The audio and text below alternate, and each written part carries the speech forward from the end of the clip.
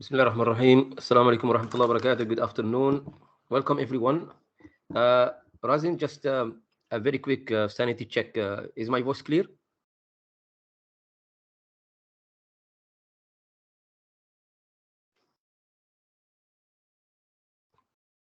Can you hear me, Razin or Zahir?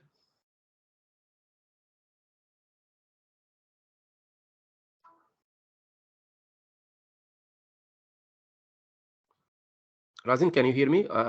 Maybe you are muted. I cannot see any Hello, feedback. hello, doctor. Yes, I can hear you. Is it clear? Yes, it's loud and clear. Okay, thank you very much. So we are ready to start.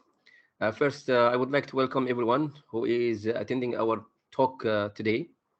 Again, this is, let me just share first my screen.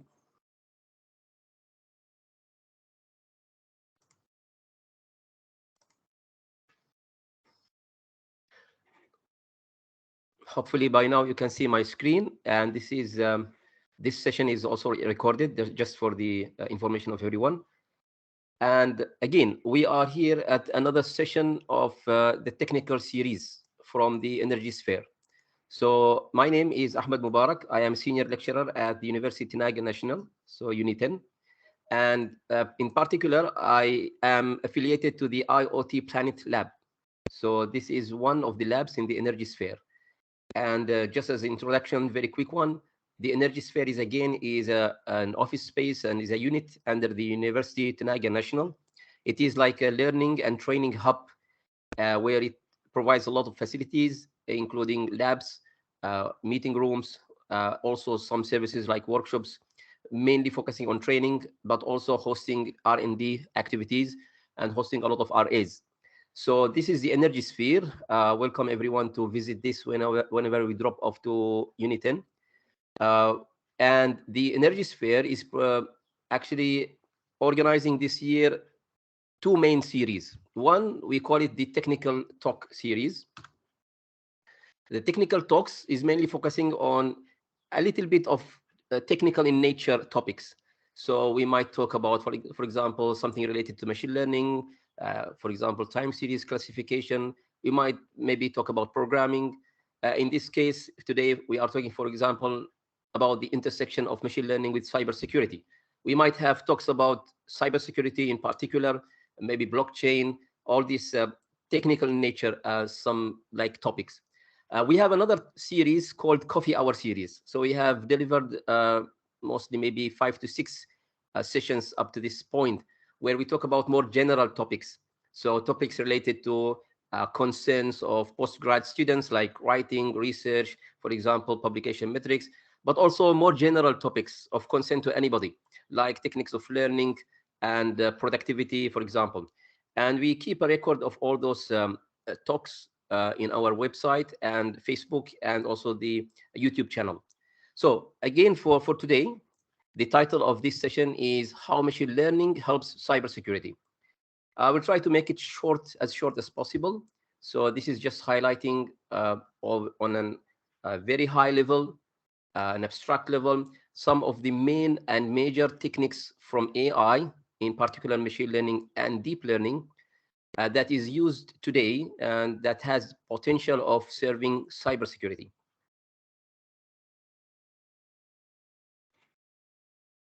Please feel free to interrupt me and ask any time you feel. But at the end, also we will just hopefully we will have a time for a quick Q&A session or Q&A time. So the main agenda here is first we will briefly talk because we cannot talk about the intersection of two things unless we know the two things. So just to make sure that we are all uh, overall on the same page, so we can talk about the cybersecurity and machine learning. So we will briefly first introduce the concept of machine learning. Very briefly, actually, there will be no details here. Actually, we have other talks that talks in detail about machine learning. Then we will just introduce the concept of cybersecurity, just to put things in perspective. And finally, we will come to the meat of the talk, where we talk about the machine learning and how it helps in cybersecurity. Mainly, I am highlighting here the three major areas in which the machine learning can serve cybersecurity. Those are the detection, the classification, and prediction. These are tasks of machine learning, very well established in other areas. It has a lot of application in a lot of sectors, but specifically we'll highlight how they fit in the machine learning, in the cybersecurity context. So first, let's very briefly talk about machine learning. And in brief, I have selected only two definitions, but I think and I believe those definitions are most representative of the machine learning. You can find these definitions in websites and in books. I am actually extracting the first one from a very popular book on machine learning. And the other definition is very well, very popular and common in every course, almost every course and book on machine learning. This is a historical definition. So I am assuming that most of the attendants here are interested in machine learning and cybersecurity, so they would have some background about these concepts. But just to make sure, just to not miss anything and not leave things to chance, I will just very briefly introduce the concept of machine learning. So one thing we can say about machine learning is that it is the science and art, and maybe we can highlight this art, because sometimes we cannot have very deterministic and definitive rules that we apply in the context of machine learning. But this is all about programming computers. So we are talking about computers. The early days, we might have some hardware computers, but today we mostly focus on software systems. So we want to program, we want to produce software systems. That's why we call programming computers. And the science and art of producing those kinds of computer programs is called machine learning, with a specific feature, is that they can learn from data without being explicitly programmed for their task. So this is programming computers so that they can learn from data. This is the most important phrase here. This phrase distinguishes machine learning, ML, most of the time we refer to this as ML, from the traditional programming, because we used to program computers for a long time. But the point here is that unlike traditional programming, in traditional programming, we are explicitly write the rules that the computers need to perform the task. Unlike traditional programming, in machine learning, we focus more on the data and how the program can learn from data for itself. So the computer should be able to perform the task without being fed with explicit rules. For example, you don't have a specific algorithm, a very explicit statements like if-then rules and looping and some conditional statements that will solve the problem. If you know that, there will be no need for machine learning. But if you don't know, and this happens a lot in real world, then you might need machine learning. So you will ask the computer to learn from data, extract some patterns and learn from data so they can perform the task and solve the problem without being explicitly programmed. So this is also stated in the second definition. This is an historical definition by Arthur Samuel from 1959. It's quite an old time.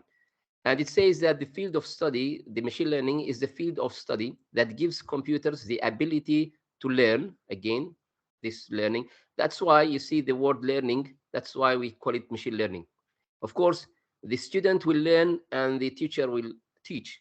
So many times we have this training term also mentioned. This is equivalent to teaching, because if you have somebody to learn, you have also somebody to train. So you might have this learning and training quite a lot in the literature of machine learning. But for the machine, it is learning. We want to give computers the ability to learn without being explicitly programmed. So you don't write traditional programs. In traditional programming, this is a traditional programming. What you do, you provide the computer with the rules, the explicit statements, explicit steps to solve the problem. And also you give it the data, of course, because there will be no problem without data. For example, you have an algorithm to add two numbers, you need the two numbers. You have an algorithm to sort some array, you need the array, etc. So you will have to feed the data and you will have to feed the rules, the program to solve it. and the computer will give you the result. This is traditional programming. But in machine learning, in contrast, we don't know the rules. We assume that the rules are very difficult to write and very difficult to know, actually. So what we do, still we have to give the computer a lot of data, but we give the computer here the result, the expected result, so the output. And we expect the computer to learn the rules. So in machine learning, we feed the computer with the data and the expected result, the output, the desired output. This is called training, by the way.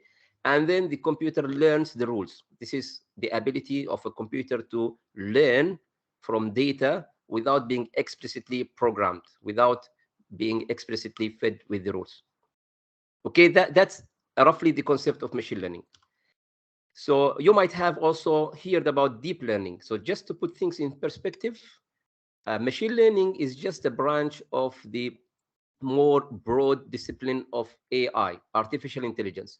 Artificial, artificial intelligence is quite an old idea. That's the desire to provide the computers with some abilities of humans. So that's an old dream of humans, and still we can think of artificial intelligence as a long-term objective, especially what is called the general artificial intelligence. So we have the general artificial intelligence to provide computers with abilities of humans. That's quite a long-term goal. We are not there yet, but there is more narrow artificial intelligence field where we have AI, artificial intelligence, abilities of computers to do human tasks, but in a very specific context, for a very, very narrow context, narrow scope for a specific tasks. So the most popular and successful branch or realm of artificial intelligence in that regard is the machine learning. And the subset of the machine learning is the deep learning. So deep learning are just one type of the machine learning algorithms. Actually, this is the neural networks. So in machine learning, we have a lot of techniques. We have a lot of algorithms, including what is called neural networks, something that is inspired by the human brain. And we have other statistical-based techniques. And we have, for example, algorithms like k-nearest neighbors, random forests, decision trees, support vector machines, a lot of algorithms actually. So one of them, neural networks, if you make it big enough, big means with many, many layers. So in neural network, we have something, neural networks look like something like this. So we have a lot of nodes, and nodes are arranged in what is called layers. This is one layer, for example. This could be the inputs here, feeding to some layer. And those nodes are connected, all are connected together, etc. So if you have these nodes and layers, this is a neural network. If you have only one or two layers, up to maybe three layers, including the input layer, the data coming from here, the data we are talking about here. So these are the data we have to feed the neural network. So then you will have what is called a shallow or traditional neural network. But if you increase the layers, increase the number of nodes and layers, and introduce more complex architecture, then you come to the realm of deep neural networks. So the neural network, if it is deep, then whatever it is performing, we call that deep learning. And there are many types of deep learning neural network architectures. So you might have heard something about type of neural networks called convolutional neural networks, CNNs, or recurrent neural networks, RNN. So all these are actually variations of deep neural networks. So these are still neural networks with many, many layers, but with specific architectures. So the specifics about this are beyond this talk, but just to give a hint so that we are on the same page. Why to use machine learning? I have to introduce kind of the tasks that machine learning can produce just to understand later on how they can solve the cybersecurity issues. So we will need later on to map the issues of cybersecurity to the tasks performed by machine learning. But probably we have to agree first.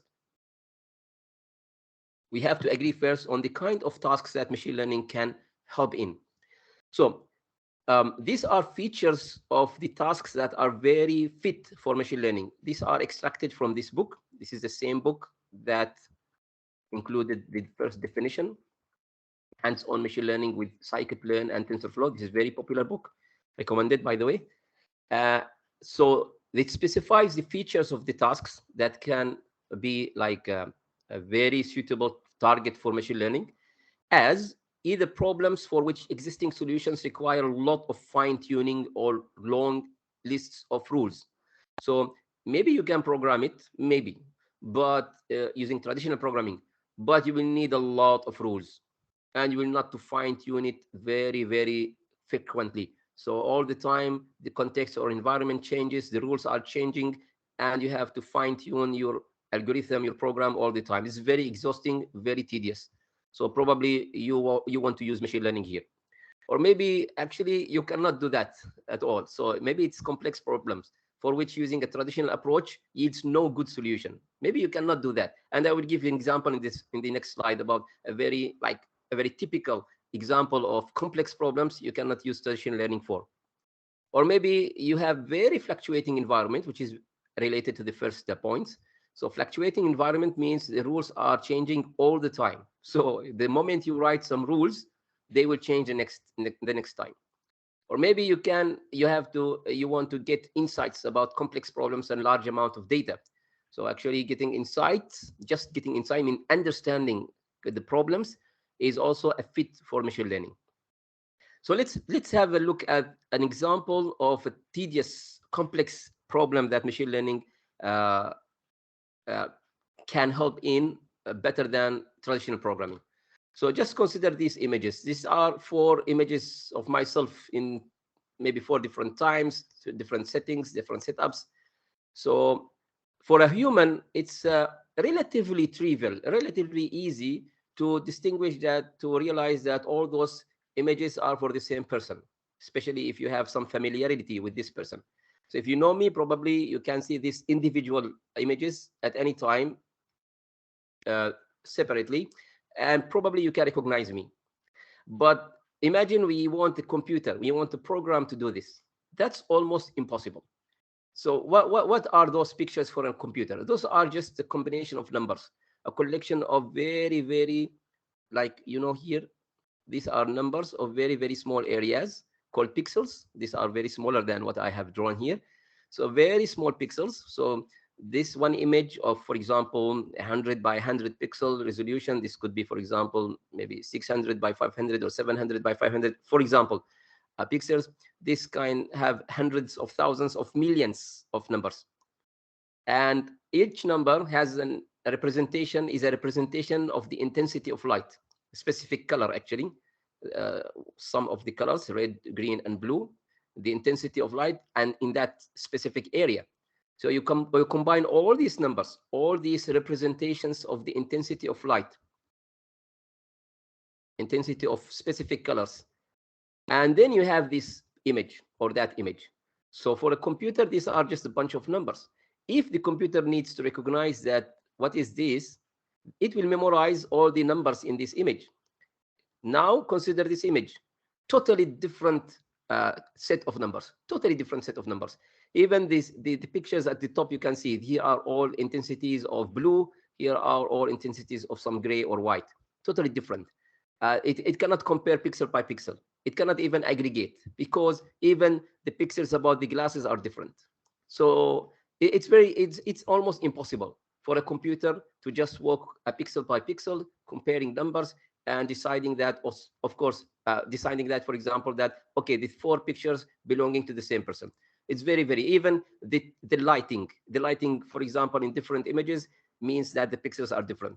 The angle, the details like glasses, for example, the hair, or the clothing, or this make an image for a computer, totally different image. So it's almost impossible for traditional program. You cannot just go pixel by pixel and writing if then else rules and just decide that 2 images are the same. This kind of tasks needs machine learning. Other examples that it will help us to recognize the issues of cybersecurity that machine learning can help in includes, for example, analysis of product images on production line. So for example, you can see an image of a product on a production line, and you can decide there is a defect, for example, or no. This is just an example. So this is the kind of tasks that machine learning can do. This is called classification. So I can classify that there is a defect or there is no defect on a kind, or I can classify an image of a product into several classes of products, for example, or detecting tumors on medical images. So again, I can classify the images of tumors as either benign or malignant, means harmful or not harmful tumors. I can determine the type of tumors again, and classify news articles. So this includes text classification or text analysis. Then I can see the news belonging to, for example, sports or politics or something else. I can flag offensive comments on forums. So I can analyze the text on forums, and I can, for example, using some techniques belonging to machine learning, specifically deep learning nowadays, there is also a discipline called NLP, natural language processing. A lot of deep learning algorithms are used for this. So maybe I can analyze the comments on forums or other social media venues, and I can highlight the offensive comments, for example, the hate speech or something, or offensive speech and things like that. Maybe I can use text summarization for summarizing long documents. Again, this is a branch of NLP.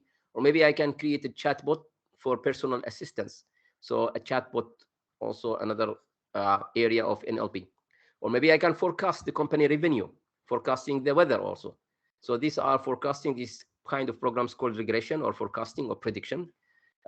Maybe I can react to voice commands. So this is under also NLP with voice recognition.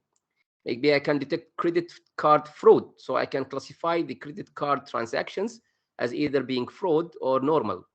Or maybe I can detect spam email. So this is again classification, determining whether one email is a normal or a spam. Spam means unwanted email that can have some harmful content, like for example, phishing attack. And I can segment clients based on their purchases. So this is kind of called the clustering problem, where I can group different clients or customers based on their activities. One example of activities, their purchases, or could be other activities like their visits to a website or something similar. I can translate. Translation is again one of the main and most popular area of NLP. Or I can build an intelligent bot for a game. So if you notice these tasks, you can maybe roughly classify them into these types of machine learning. So this is the types of machine learning. There is a type called supervised machine learning, where you have to provide the computer with a lot of data, and you have to tell the computer of the rules. This is mostly what we have explained here, where you train the computer. If you train the computer, you have to provide the computer with the data that includes not only some data points or some kind of events, but also the actual result you want the computer to do. So the result part we talked about previously. So if you are supervising the computer, if you are using an algorithm that will train the computer using data which is labeled data means I am providing data with a tag or a label that includes the correct output.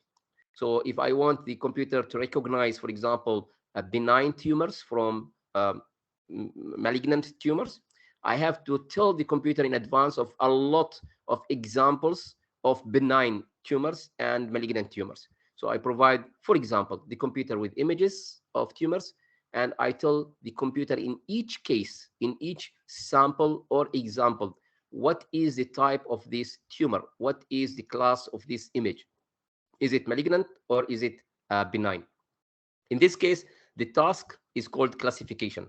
So you recognize the patterns, the computer recognizes the patterns and knows this pattern corresponds to which class.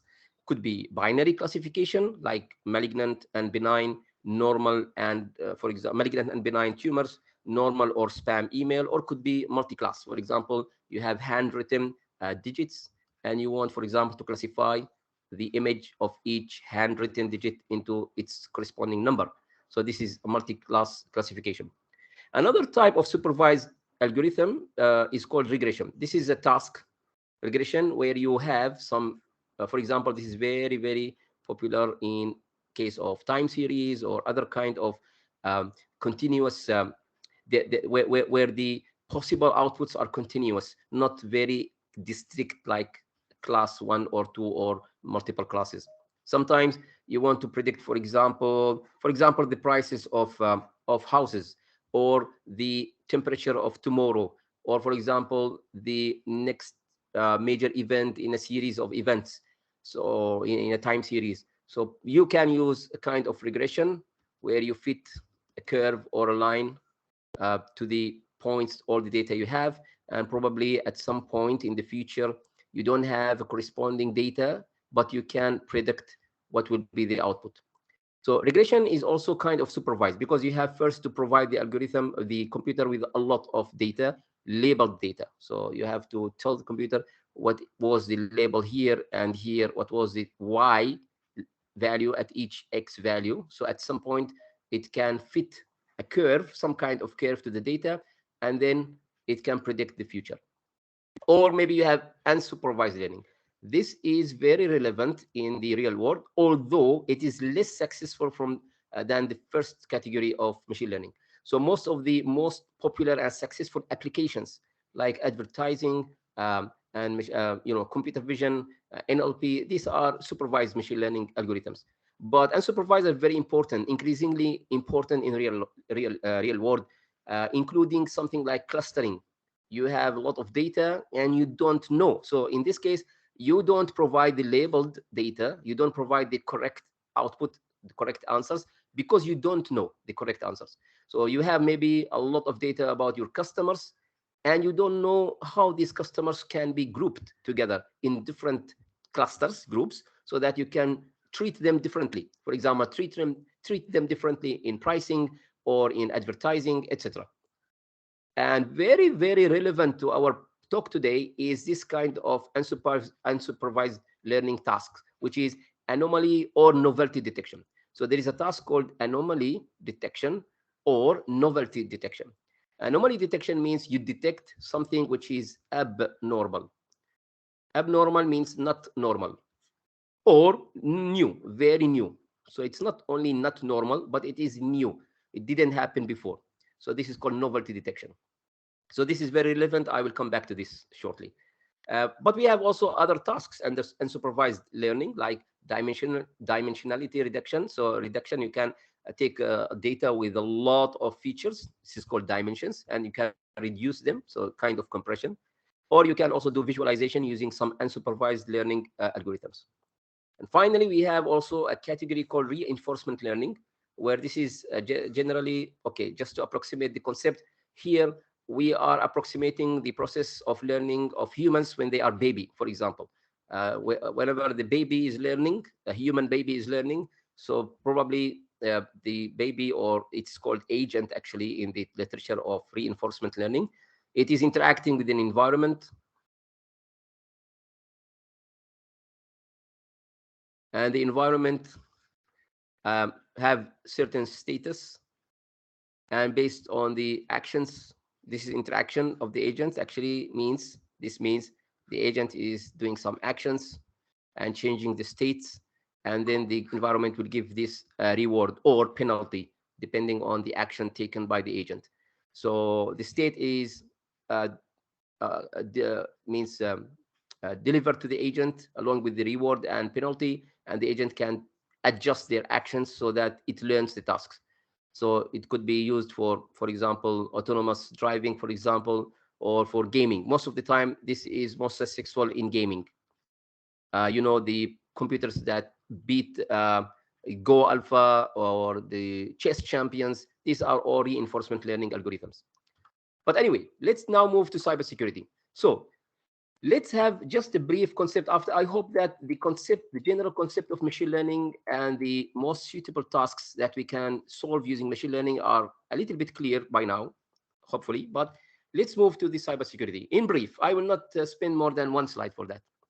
So cybersecurity, it's actually a combination of two words. It's about security, security means protection, but it includes also this cyber. Previously, before the internet era, we had things like information security, data security, physical security. So everybody knows security, and you are using the security guards, for example, and using some information security measures.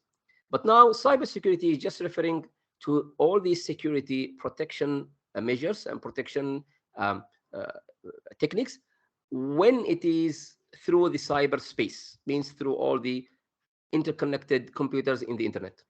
So the cybersecurity can be defined as the protection of digital assets. Actually, we are saying digital assets just to distinguish the cybersecurity from the general information security, where it includes also physical security. It includes securing your building and your server from physical access. So the protection of digital assets and services, because you don't have only assets like the data and but also you have the services, the applications, the software the service through software you are providing to your clients, for example, the websites and the different web applications that you are providing to the customers. From the cyber threats, so from threats, dangers coming from the cyberspace, which is the internet. So this includes software, hardware, and data, these assets, and the threats coming from the cyberspace. That's why, hence the cybersecurity. So, but the protection is a very broad term. Most of the time, you cannot just say protect. What do you mean exactly by protect? So people use a lot of measures and a lot of theory to just define this kind of protection and ensure this protection will take place. The most common kind of security assurance used today is called the security assurance principles. There are a lot of them, but the major ones are the CIA. Those are concepts of principles by which you can ensure or assure this protection. So this is called security assurance principles. So if you make sure those are granted, means you are actually, to some extent, assuring the protection of your digital assets. So most commonly are the CIA model, which is this confidentiality, integrity, and availability, but there are other principles. For example, people talk about non-reproduction, talk about authentication, authorization, but those are the major ones, the main ones. And in brief, confidentiality means secrecy, means anybody who doesn't have the right to see something, they won't see that thing. So only data or anything related to the data is only accessible by the people who are authorized. Authorized means allowed and permitted to do so. So they have the right to see the data, so they can see the data. Integrity means you have your data and your systems intact. So the correctness and intactness of your data and systems. So nobody have changed or tampered with your data or your assets, including software, hardware, systems. So when I say system, I mean software or hardware systems and data. So nobody have tampered or changed or modified your assets without being authorized to do so. So means integrity, means the data are intact, the assets are intact. Availability means whenever you provide a service or a data, okay, it is accessible to the legitimate users. So if I am allowed, I am targeted by that service, I can always access this data or service. So it is available to me.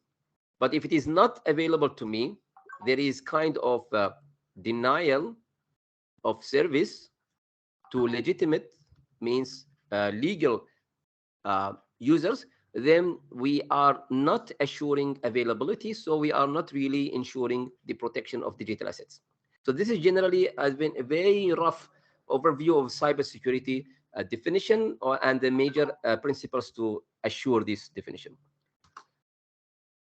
Now we come to the meat, the intersection of the cybersecurity with machine learning. First, I have to introduce sample threats. Actually, these are major types of cybersecurity threats. Uh, I will apply the techniques of machine learning to these specific types of threats. So please have a look at these kind of threats. We have intrusion. Somebody is attacking you from outside. Somebody is intruding there is an intruder, there is something that interfering coming from outside, for example, hacking your network. So it's called an intruder. And these intrusions are one of the major threats in the cyberspace. Or fraud. So somebody is doing some illegal transaction.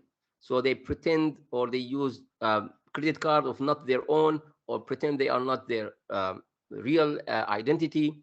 So these are fraud transactions, and this is a major kind of cybersecurity threats. Or spam and phishing. Phishing is a kind of attack that by which the attacker or the hackers or attackers can extract some information from the users without the users know, without the consent of the user. So they allude the user to, for example, click on some links and provide some information. Spam mostly referring to the emails, unwanted emails, that is actually a vehicle to provide phishing attack if it is harmful, but spam can be unharmful sometimes. Denial of service is referring to the availability threat we have talked about just in the previous slide. And malware is a very, very major one. Everybody knows what this kind of threat. Actually, malware is referring to malicious software. And there has been, along the history of computers, a lot of malware, kind of malware, malicious software. So this is very, very major cybersecurity threats. Actually, many of the attacks are coming through malware, although not all of them. But eventually, the attacker will need some kind of malware to attack the system and keep its existence, presence in the system, then extract the data from the system.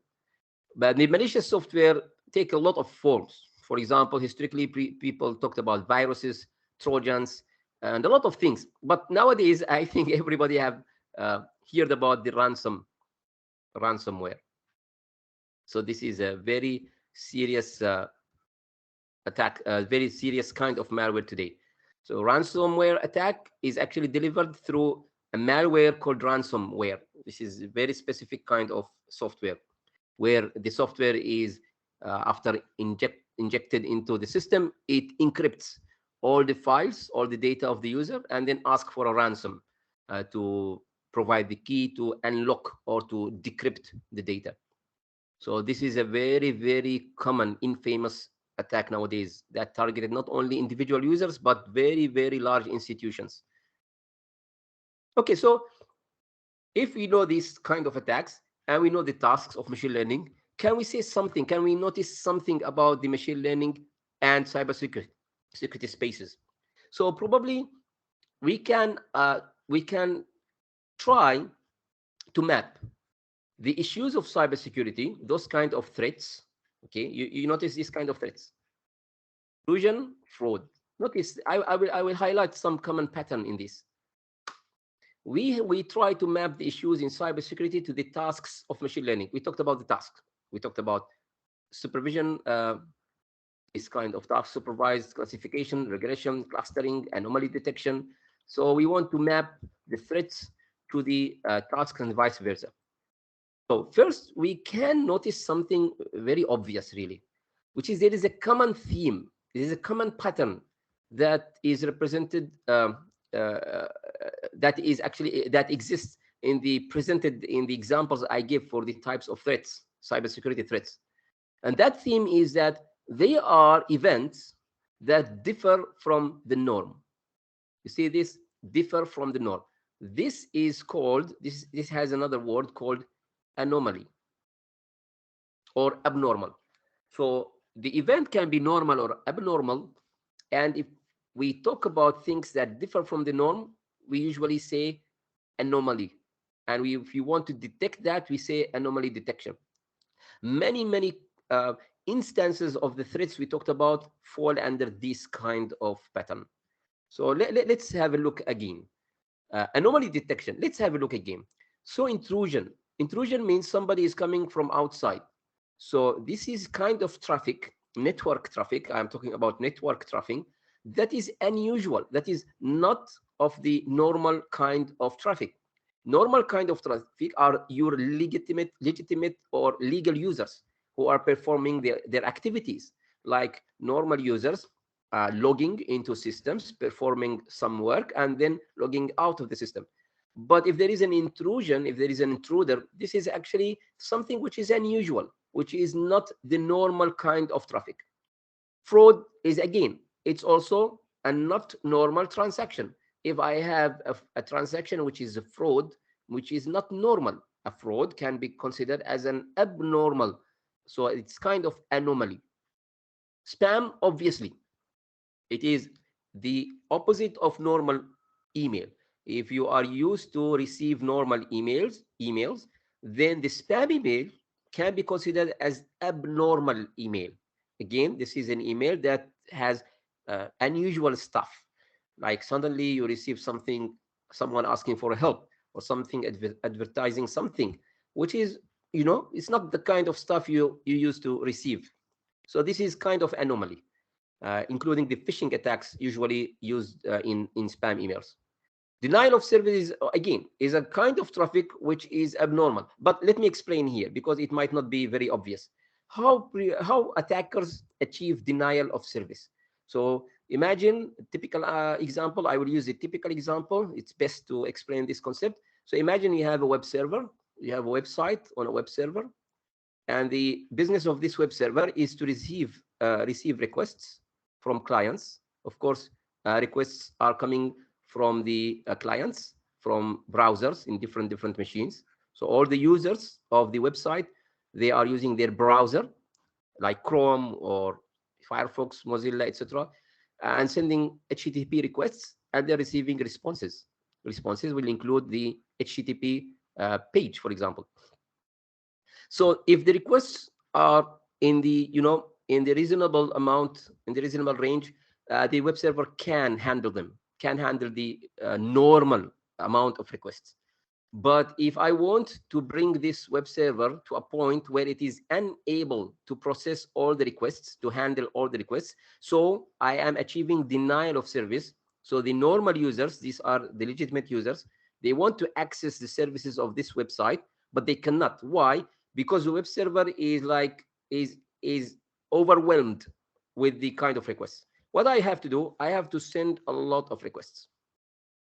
So now the amount of requests and maybe the pattern of requests will change from the normal. So this is also another kind of anomaly. That's why we say the denial of service is also kind of anomaly. If we detect that, this is anomaly detection. So people will try to distinguish between normal amount, normal pattern of requests and abnormal. Probably that will serve in means identifying the denial of service attacks.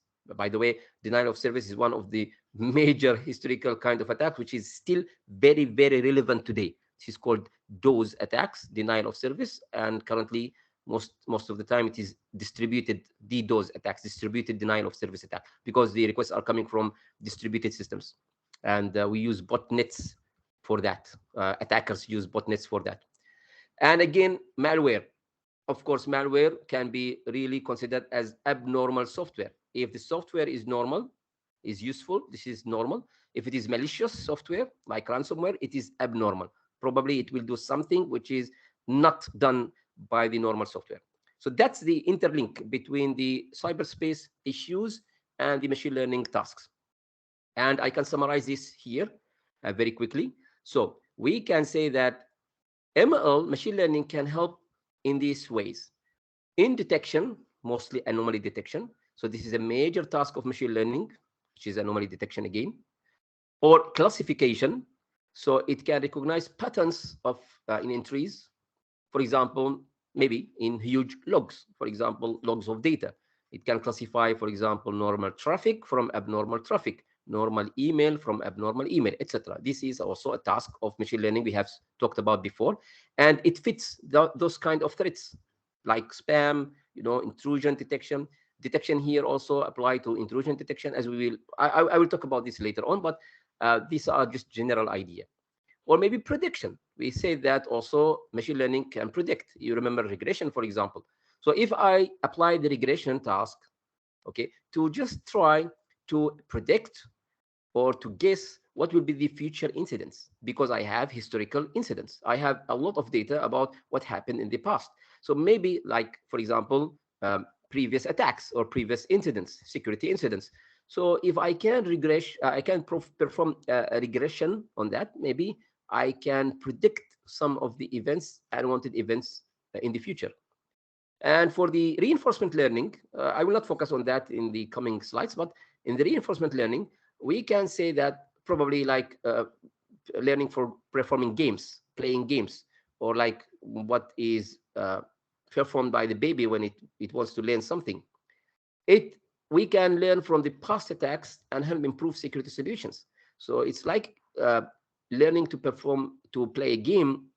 Probably we can provide a lot of data about attacks, and we can improve the interaction and the response of security solutions to these kind of attacks. Same like you improve the ability of a program to play a game, or improve an autonomous car, for example, to drive.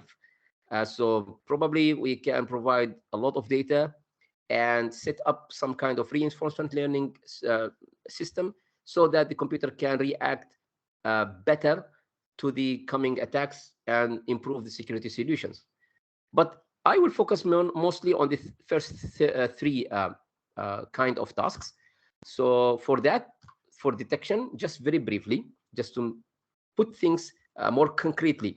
So let's talk about network intrusion threat. So for intrusion, I have network intrusion detection. Specifically, I'm talking about network here, but of course, this can apply also to host intrusion detection. So means detecting intruders on specific PCs, not on the whole network. So for network intrusion detection, this is very directly relating to the anomaly detection task that is very powerful, one of the most powerful tasks of machine learning.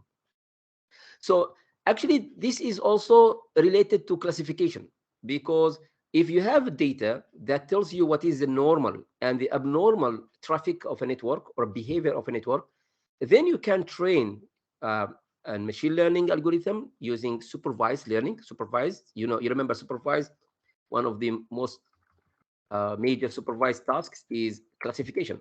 So this can be under the classification. If you know how it looks like, the normal and abnormal, then you can train the machine learning algorithm so that it can distinguish between normal and abnormal in the future. So this is kind of classification, but it is still intrusion detection, but through classification, because I am classifying something as abnormal means I am detecting the abnormal. But if you don't have data about normal and abnormal, you can use unsupervised. So mostly in this slide, when I say anomaly detection, I am referring to the unsupervised kind of detection. So for example, clustering. Clustering is an unsupervised kind of tasks. And clustering means you will have a lot of data. You have a lot of pattern, maybe traffic. It depends. Because, it depends on what we are talking about. Most of the time, if we want to detect the abnormal, of course, we have to know the normal. So we have to have something about the normal. Many times, this is called the profile, or called a profile of normal behavior, or called the normal model. So we have to build first some kind of model or kind of profile for the normal behavior of what? If it is of user, means we can detect the abnormal behavior of a user. If it is of a system performance, we can detect the abnormal behavior of system performance. If it is of software, we can detect the abnormal behavior of software. So it is a malware detection. If it is of traffic, network traffic, means we are detecting the abnormal behavior of traffic, means intrusion detection, network intrusion detection. So maybe I can build the normal behavior model or normal behavior profile. This is by itself a topic by itself, by the way. This is an area of research by itself. So there are many statistical methods and neural network methods like autoencoders to build the profile. So this kind of autoencoders neural network are used to build the profile for the normal behavior. Then you have a kind of threshold to distinguish what is making this abnormal. Probably if it is not looking like the normal, maybe after crossing some kind of threshold, then you will denote that kind of instance as abnormal. By the way, when we talked about anomaly, In many papers in the literature, you will find that people distinguish between three types of anomaly. So they talk about point anomaly, anomaly, or group anomaly, or context anomaly. Uh, we are not very concerned about this, but point anomaly is something that is different than normal by itself. For example, maybe there is a request from a user, okay? And this request, maybe it is a packet coming from the network and asking to access the port, for example, this port number, which is actually unusual. We don't have usually packets uh, requesting to access the network through this port. Mostly we have the 80 port, for example, or 443 or something like 25, or the usual services, the HTTP or FTP or SSH or FTP, etc. But in this kind, for example, something is accessing this port. This is abnormal. This is called a point anomaly because there is a single instance that is asking for something unusual. But sometimes in group anomaly, if you take individual requests, maybe there are packets that request to access the network through port 80. It's okay. This is usual. But there are many of them. So if you take individual packets, it is normal. But if you take you aggregate, you have a kind of aggregation layer. So you will take the traffic, then you will perform some kind of pre-processing. You will aggregate them together. So you discover there are not usual amount of requests to 80. It's much more than it is usual. It is normal. So this is called a group anomaly. Or if it is a context, like it could be okay. It could be some legitimate user accessing the network through 80, port number 80, but maybe not in the right time. So maybe the context is different. Usually this is from 9 to 5, 9 a.m. to 5 p.m. But suddenly there is an access request in 1 a.m., for example. So this is a context anomaly. So if you build a correct normal behavior models, you can find out about all of this. Again, you can maybe use clustering, like for example, just an example, k-means algorithm is just an example of a clustering algorithm, just to group different behaviors into different groups, and probably you can point to the thing that is abnormal, which is different from the normal. Or maybe even if you don't know the normal, actually, if you don't know the normal, if there is a lot of group clusters close together, and one is far away, this is kind of clustering, then maybe you have suspicion that this is abnormal, maybe.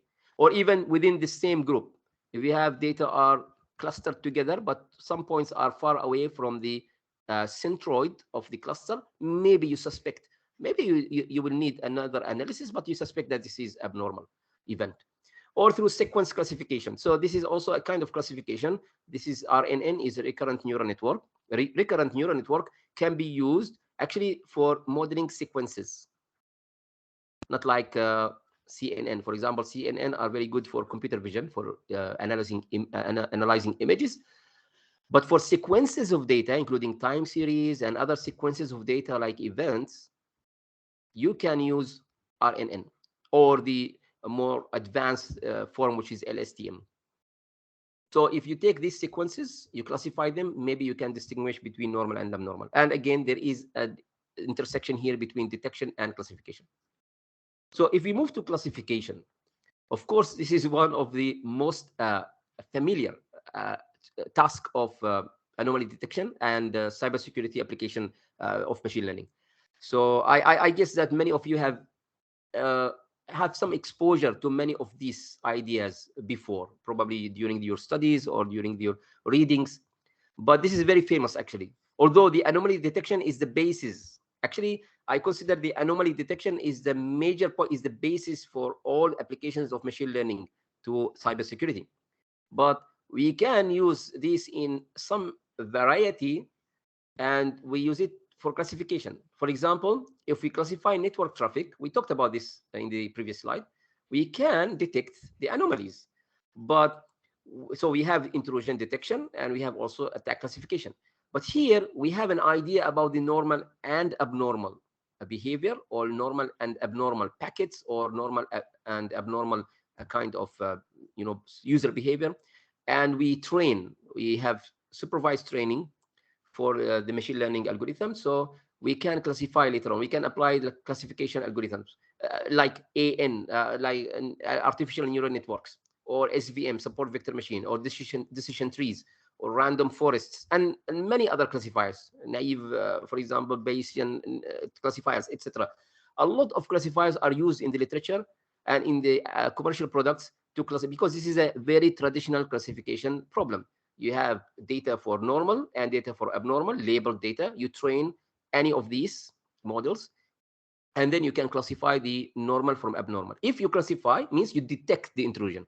So the intrusion detection is here happening by classification.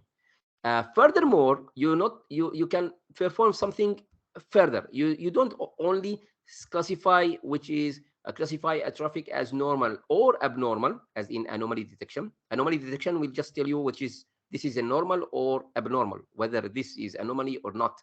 But here you can move further, and you can even classify the type of attack.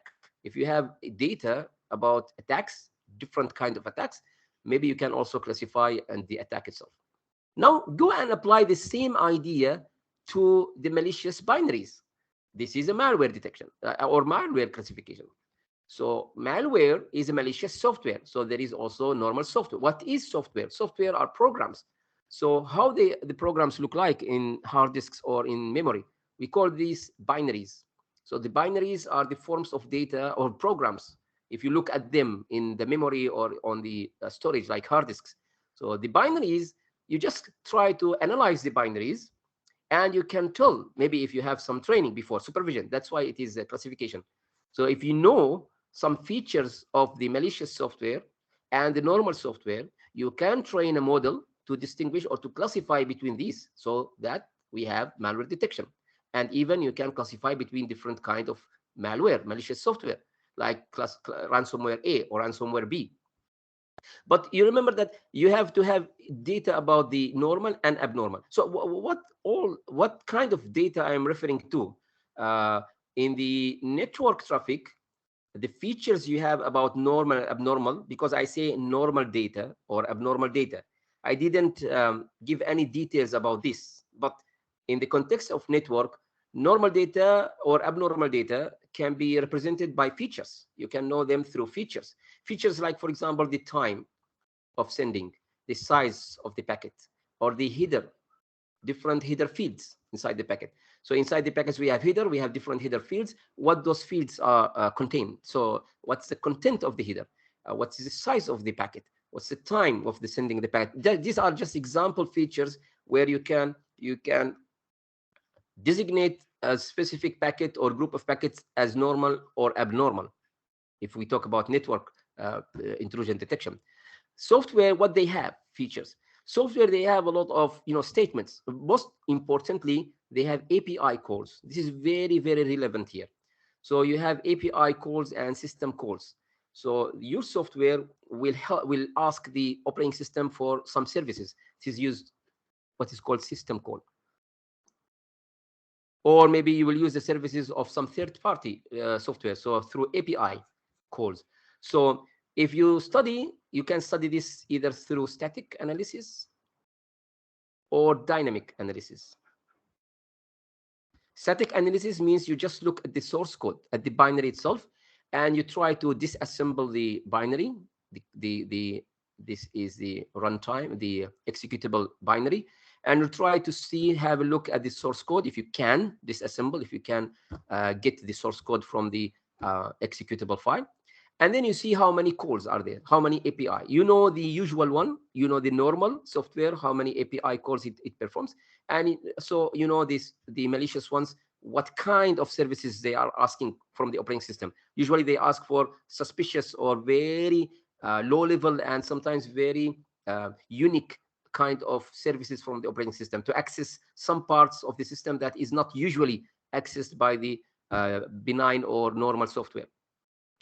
Or you can, if you can also perform dynamic sorry, dynamic analysis, where you run the software, the binary, in some sandbox, some kind of, for example, virtual machine, and you see you capture the API calls or other features that is performed by the software. So if you have that, then you can apply any of the classification algorithms we talked about. And one of the also major ones used here is, again, it's kind of RNN called LSTM. Long short-term memory is a kind of RNN. This is deep neural network, deep recurrent neural network, and it has a specific architecture. And it can be used both for classification and for regression of time series or any sequences of data. In this case, the sequences, for example, of API calls, for example. You have a sequences of API calls, so you can classify the normal ones from the abnormal ones. You can also perform regression or kind of prediction, as we will see next slide. And finally, the most important, most successful, and historically probably the first successful application of machine learning to the cybersecurity issues, which is spam filtering, spam email classifiers. This is very, very famous, so barely I need to say anything about that. And one indication of the success of this applying, actually this is classification applied to emails, is that you rarely now need to correct anything of the spam email, flagged by the Gmail, for example. I really reach a level of confidence in Gmail classification of spam email that I sometimes just delete the emails without even reading them if they are in the spam folder. And most of the time, actually all of the time, almost 99.9 of the times, this is correct. And finally, just few words, final words about prediction. Maybe I can also apply machine learning through the task of prediction. Prediction usually is performed through the regression technique. Remember previously I said that regression means you have a lot of data, mostly time series of a sequence of data, or sometimes it's not time series, but you fit the data with a curve, any curve, sometimes is a line. If it is a line, it's called linear regression, but it could be another kind of curve, could be like a circle, for example. And then if you have a model, which is the line or the curve of this data, the best fit of this data, if you have a future point, any point that you don't exactly have a corresponding point in your original data, but you can predict what's the corresponding value because you can just map the new value to your best fit line. So you can say, okay, this point, which I didn't see before, it corresponds to this output. So this kind of regression can be used for prediction. For example, if this is a time series of, for example, weather data, or any other series like power consumption data, or in this case, events, for example, events of transactions or events of attacks or API calls, maybe you can perform regression to predict the future. Maybe you have an event, a history of incidents, and you can perform regression, so you can have some kind of prediction about future incidents using linear regression, for example, or the corresponding deep learning algorithm, which is RNN or LSTM. Again, finally, the last one I have to say, but without any details, is about you can use NLP, natural language processing, like speech to text, text to speech, translation, text classification. All these are tasks under natural language processing. So now you can analyze speech on the forums. You can analyze the text from the forums, especially from the dark web. The dark web is that subset of the internet called dark net, where usually, the hackers and attackers, this is like the underground of the internet, where they exchange information and exchange services, and they have forums. And if you analyze the text in these forums, maybe you can predict some kind of attacks. You can know about coming attacks or some other useful information in the context of cybersecurity. So by this, I hope I didn't take too much of your time. By this, I finish my presentation. This is just a very brief overview of the major techniques, or one of the most important techniques used from machine learning to help in cybersecurity. So actually, I am crossing the time by 5 minutes. Sorry for that. But I end with this. Thank you very much for your attention and listening. And finally, if you are willing to just stay for a few minutes for any Q&A, please do so. You are welcome to do that.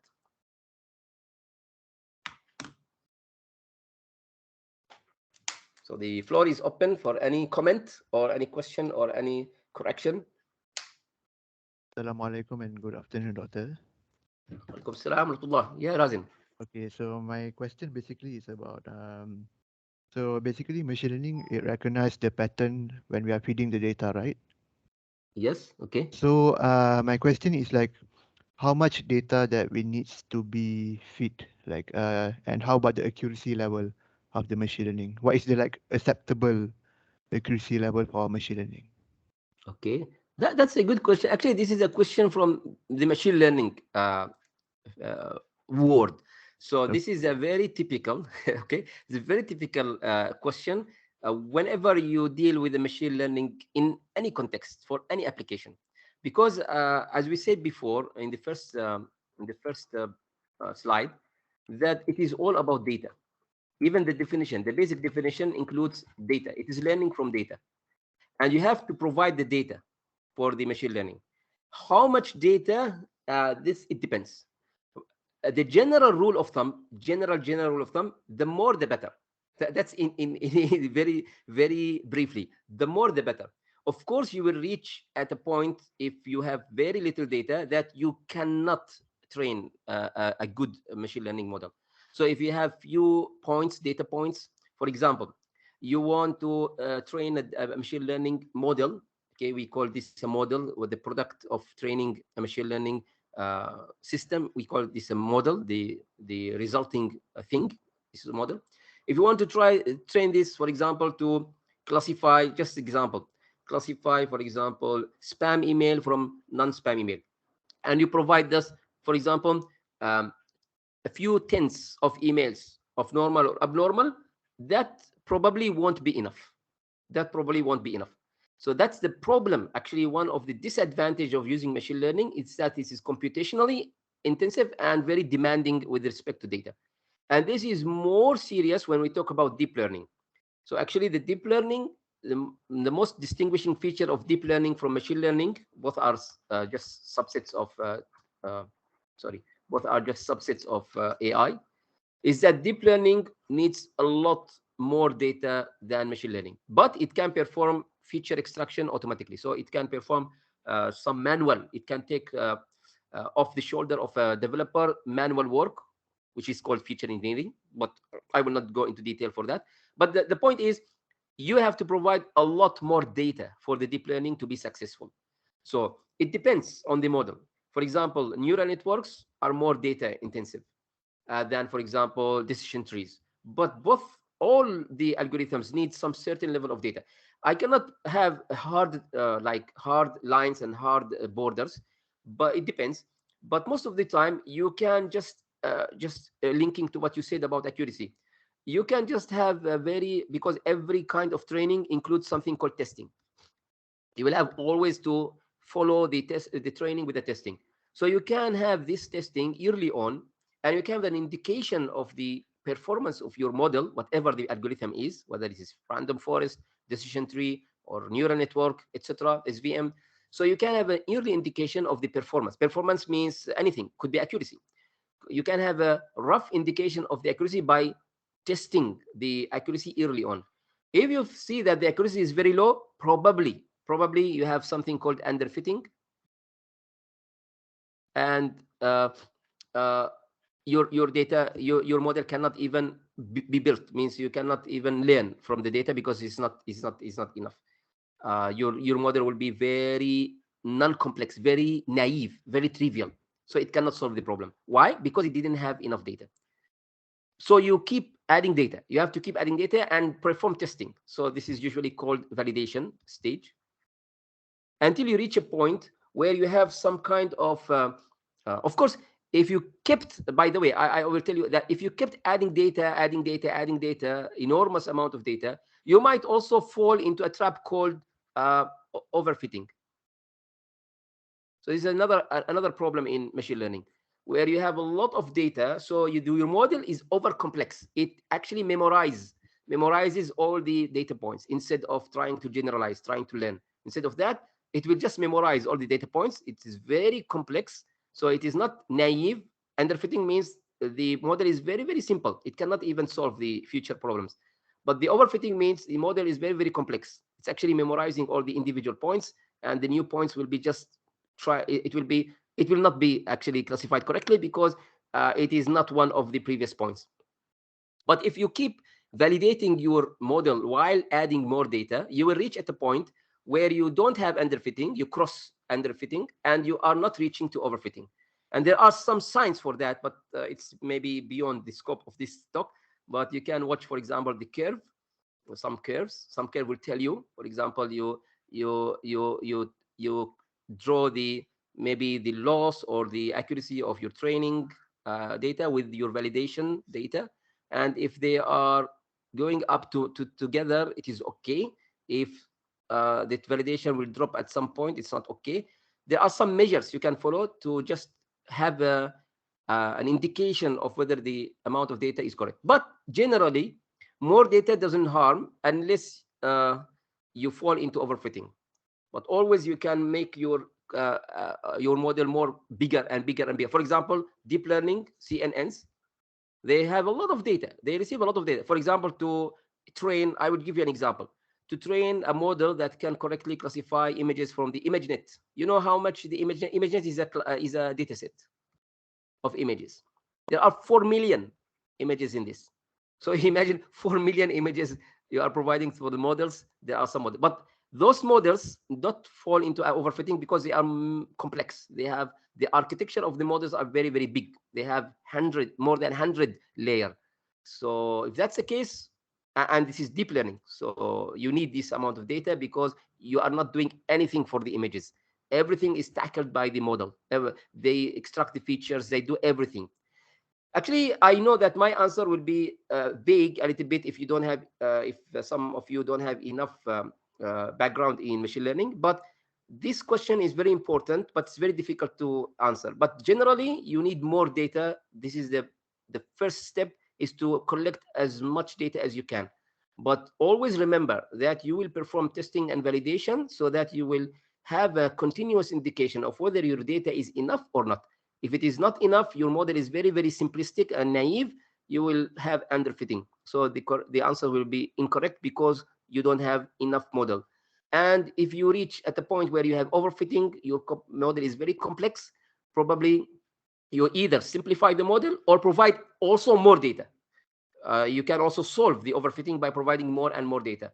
The point is your data doesn't produce a complex model that is memorizing the data.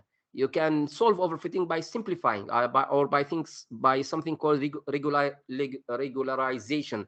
But this is actually in the literature of machine learning. So in short, the more data, the better, but keep an eye on the overfitting and underfitting problems. Okay, Razin, sorry if that's not very adequate. Oh, okay, thank you very much, Doctor. Any other comment or question?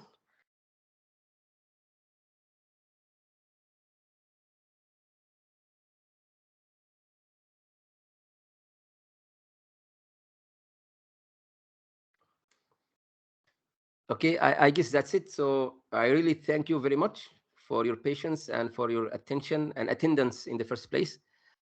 Please remember that from time to time, keep an eye on our advertisements. We have regular talks in this technical series and also on the coffee hour series. So the coffee hour series, again, is kind of very general talks where we don't talk about specific technical topic, but we have the technical talks where we have some, a little bit technical in nature topics. So I thank you again, everyone. Please keep an eye on our YouTube channel, Facebook page. This is the Energy Sphere TES UNITEN. So you can easily search for this using TAS with UNITEN. So these two keywords will give you everything on the web about us. And now we are coming to the end. Hopefully, I will see you the next time. Thank you very much and have a good day. Thank you very much, Doctor. Waalaikumsalam. Okay, Razin, maybe you can just stop the recording and you can stop the meeting. Okay, Doctor. Thank you.